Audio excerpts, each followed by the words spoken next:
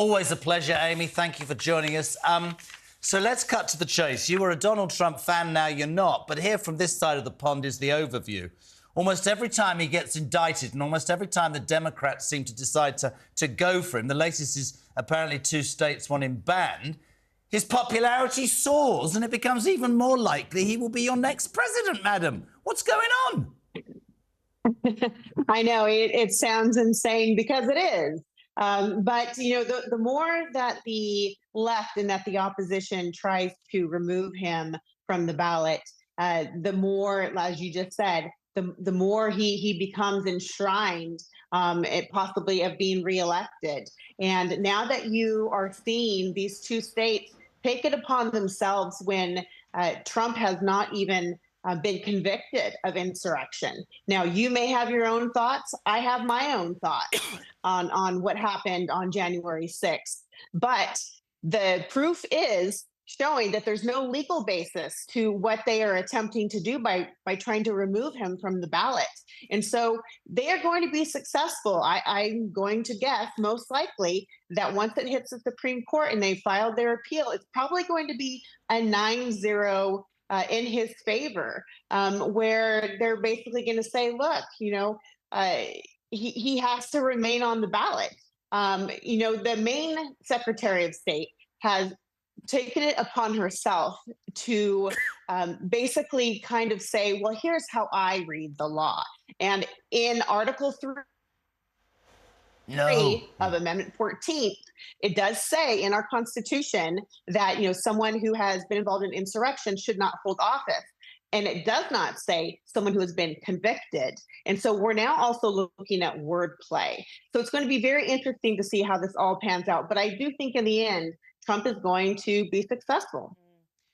Amidst that, though, and obviously lots of legal challenges to come, how much momentum is there behind that sentiment that says, actually, we don't want him to even be an option for people to vote for? Sure. Well, you know, as much as people don't want to see a re-election of Trump, and quite honestly, even of President Biden, but since we're so focused on Trump right now, I think that some of these people are maybe a little clouded in their vision, or at least in the long-term game, because even though right now they're trying to keep him from being on the ballot, as you mentioned, as I also solidified, the fact that the more that they push, the more that they pull, it's a short-term good feel for the opposition, where in the long game, it's really going to backfire. It's really interesting, Amy.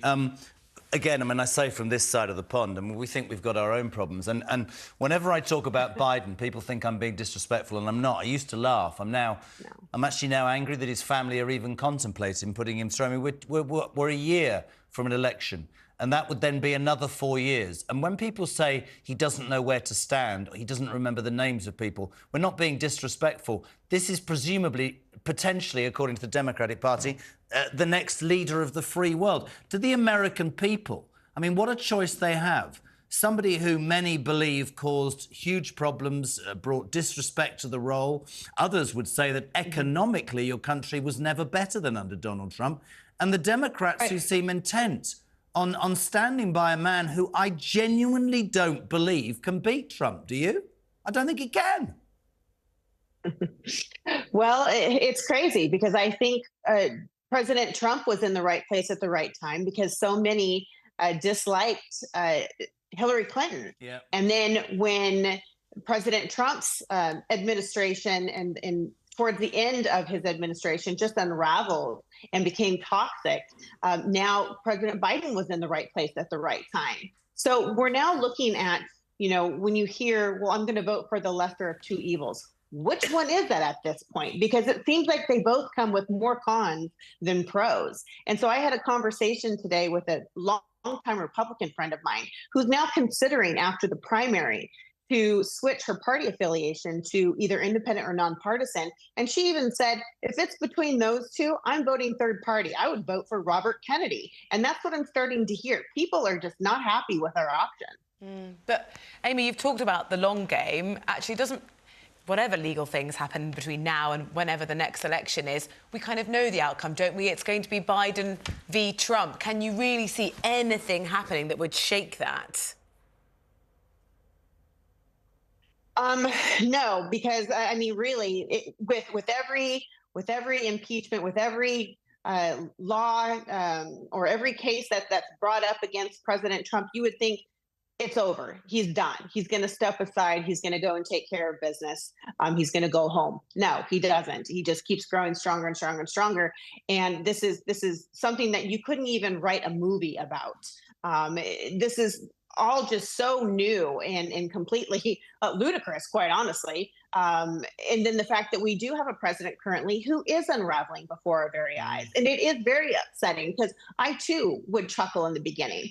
And now you hear a lot of people say, they actually blame Jill. They say, how dare, she allow her husband to continue like this. But also, Amy, if I can jump in, it's pretty obvious to most people that the Democrats had quite a plan, and that was Kamala Harris, who's less popular than that cup of tea that's half empty. She's been a complete flop. Everything has fallen, weirdly, and you're right, into Donald Trump's hands. Can I just say about Robert Kennedy? A good friend of mine, Daphne Barak, keeps going on about, Robert Kennedy and all that. Once they start to point at his lifestyle, that will unravel as well. I think what you said is it's the lesser of two evils. And I am amazed that the strategists in the Democratic Party are sticking with a man who most people think is not fit for office and show no signs of it. Actually, let's put it to you.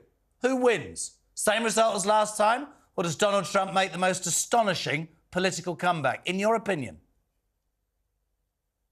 I would say from the circle that I talk to here in Nevada, it's probably going to be Biden. Interesting. And I think the reason being is because President Trump is so toxic himself, more so than Hillary Clinton was. And I never thought that those words would come out of my mouth. But here we are. And I think the fact that President Biden is surrounded by, cognitive, well-seasoned individuals to help, tell him where to sign on the dotted line and what to do. That's what's going to make tell you one thing, I want to thank your country, because it's going to be the most astonishing 12 months for us to report it all. Amy, thank you. Yeah, well, that's true. You're welcome.